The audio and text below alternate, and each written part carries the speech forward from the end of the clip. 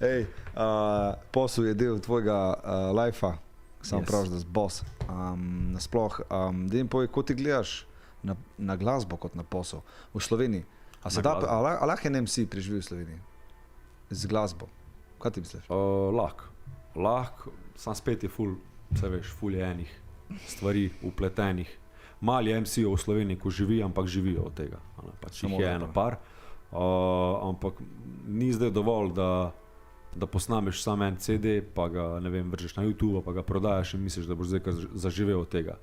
Veliko ve je zraven, pač, ko jih moraš malo, pač, bom rekel, pobrati, izkoristiti, pa odvisno je vse od posameznika, kdo se zdaj hoče vršiti v kaj, da bi živel, ne vem, pač dam čisti primer, če hočeš imeti kakšne sponzorje ali pa kakega sponzorja še imeti kaj zraven, boš mogel kaj za njega narediti, pa se mogoče malo več promovirati, kar pol eni ljudje, bom rekel, smatrajo kao že kot, ne vem, če spet posplošujem, rečejo, nočem biti komerciala, jaz bom delal sam za sebe.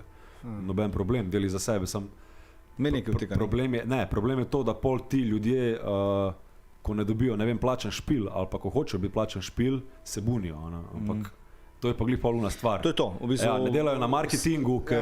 pričakuješ pa vse, ne? Tako, mislim, imaš najboljši produkt, če ga ne spromoviraš, če ne greš v nek ta business site, te ne bo noben klical na koncerte in noben ne bo vedel za tebe. In je ful enih stvari, ko se jih moraš lotiti. Se pravi, MC mora biti biznismen, ne? Tebe to laži, zato ker imaš že tako svoje podjetje in ti je ta smisel za, bom rekel, za podjetništvo bliz. Zato je pa tudi dobro, pač, da si se lotil od tega, tako, kot se treba lotiti. Nasploh, se ne pravim, tudi tako, da mi povej, kaj si naredil drugače pri tem albumu od prejšnjega, tako, če mi lahko poveš. Vem, da so ful stvari, ne, v promociji, v biznisu, če se pogovarjava. Kaj si ti konkretno mi povej, kjero stvar si, bom rekel... Bolj sem se zavzel za promo, definitivno. Promo, ja. Prej nisem imel svojih, mislim, imel sem neki mrča, a ni bilo to resno, pač. Zdaj bom imel pač celo neko linijo različnih logotipov, ki so zdaj v nastajanju, pridejo v kratkem ven. Nekaj je že bilo v zuni, od mrča smo naredili še rizle, zdaj študiramo še neke druge materijale. Nisem imel teh digitalnih platform urejenih, kjer imam zdaj urejene, kjer lahko dobite moj album, se pravi 100 jih je, mislim, da na vsaki digitalni platformi se najde moj album. Nisem toliko, bom rekel, bil mogoče medijsko izpostavljen, moji spoti, kiri so trenutno v zuni, rečemo ambicije, pa influencer se kar redno rolajo, rečemo na kakem tekočem traku. To ambicije dosega 100,000 ogledov. Ja, pač na televiziji se rolajo, imam več intervjuov, imam tudi PR-ovko, menedžerko, gospodično Evo, pozdrav tudi njej, če gleda. Pač mislim, da sem se pač v tej smeri, kar se promota tiče, bolj zavzel za stvari, ampak mislim, da je še tu veliko enih stvari, ko se še da.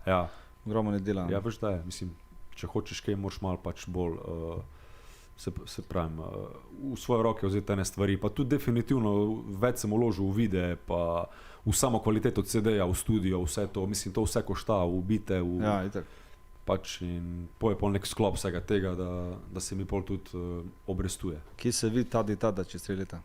Čez 3 leta? Ja, se vidi, da je tako, pač kje se vidiš? Kako boš zdaj naprej? Boš delal single nasploh, a se vidiš v biznisu, v rapu?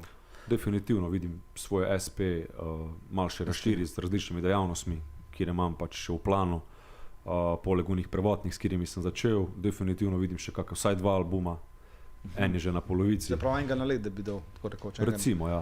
Ta nov je v nastajanju, že je na neki polovici. Isto z Gimijem? Bo v duetu z Gimijem, verjetno bo tudi malo več stvari z njim, tudi nekaj se za Balkan menimo, za neka sodelovanja.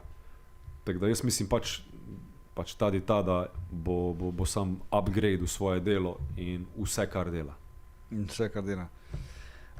Gremo na drug komad. Kjer je drug komad, sva rekla? Kaj smo rekli? Dej fis. Tada. Dej, se te fis spomnil. A te presenetil? Dej mu čisto enega, ta tretjega.